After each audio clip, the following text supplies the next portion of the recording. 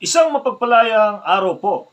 Nandito naman po tayo sa ating channel Lakdan MD. Subalit bago po ang lahat, shoutout po kay Evangeline Navarro, isa sa mga masugid nating subscriber. No? Siya po ay isang lady guard dyan po sa Cavite. Subalit hindi niya na po sinabi kung saan po siya sa Cavite. No? So sa lahat ng mga Caviteño, no? Cavitenya, so maraming salamat po sa patuloy na pagsubaybay at maraming salamat sa iyo, LG Evangeline Navarro. Okay. So ang tatalakayin po natin ngayon ay yung mga ilang provision po, no? Sa nilalaman po ng Rule 38 ng Republic Act 11917. Yan po ay may titulong Restrictions and Limitations. So dito po, nasa ilalim po ng rule na ito, yung tinatawag na limitations on acquisition and possession of firearms, no? Of private security agencies and company guard forces. Yan po ay nasa ilalim ng Section 146, no, ng Rule 38 ng Republic Act 11917 or the Private Security Agency the Private Security Services Industry Act. Okay, so hindi po sa lingid po, no, sa kalaman ng lahat, no. Minsan may mga nagtatanong, ano ba, ilan ba dapat or paano ba ang possession or acquisition ng firearms? So meron pong policy diyan, no. Hindi po basta-basta maaring bumili ang isang agency operators or security operators, no, ng firearms basta-basta. At doon po sa Rule 40 ng nasabing batas, meron din purong storage, no? So, storage of firearms and ammunition. So, unti-unti po nating tatalakayin yan. So, dito po sa Section 146, ano pong sinasaad dito? No? Section 146, Limitations on Acquisition and Possession of Firearms of PSAs and CGFs. So, sabi dito, a private security agency and company guard force or company guard forces shall only be allowed to acquire and possess, no, small arms, specifically handguns and shotguns. Okay? So yan lang po yung general na pwede nating i-acquire, no? Handguns and shotguns, no? But shall not exceed one firearm for each private security professional in its employ. Okay?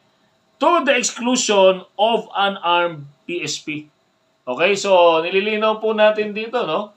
So, isang firearm for every one security professional in its employ ng security agency. No? As employed by the security agency. Pero, excluded po rito kung meron kayong mga security professional na hindi na kinakailangan magdala ng baril. Diba? Usually, sino ba yung mga kinakailangan magdala ng baril? Yung mga nasa front lines.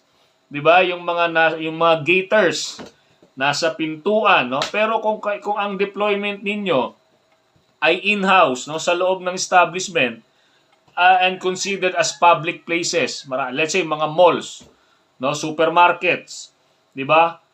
Parks, 'di ba? So no need.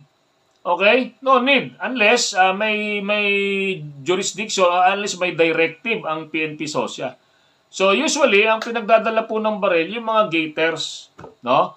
Pero yung mga gwardiya sa loob, mga let's say mga CCTV operator, mga roving guard sa mga matataong lugar, no? So, mga malls, department store, supermarket, medyo alanganin po yan. Hindi na po yan, hindi na po yan hindi na po required, no? Especially yung mga civilian personnel, mga civilian guard, no? Na nagro-roving sa isang mall or department store or supermarket, no? So, hindi po yan allowed magdala ng service firearms. Okay? So maliwanag po, ha? A PSA and a CGF shall only be allowed to acquire and possess small arms, specifically handguns and shotguns, but shall not exceed one firearm for each private security professional in its employ to the exclusion, so hindi kasama yung unarmed PSP, to the exclusion of unarmed PSP. Kasi hindi naman lahat nakabaril yan eh. Okay? So, provided that rifles categorized as small arms by the FEO Classification Board may be acquired and possessed by the private security agencies and company guard forces in instances determined and approved by the Director CSG. So, may mga sitwasyon po, mga rifle, minsan pinapayagan, depende po sa criticality ng isang establishment at kung merong directive ang Director CSG. Ano ba yung CSG? Civil Security Group. Okay, so may mga sitwasyon po na pinapayagan po yan sa ilalim ng batas as supported by the memorandum, no? By the Director CSG. Okay po? So, yan po, no? Maliwanag po sinasabi yan sa Section 146. So, tatalakayin po natin yung ilang mga provision sa mga susunod na video po. So, muli, maraming salamat. Stay safe, be alert, and be aware.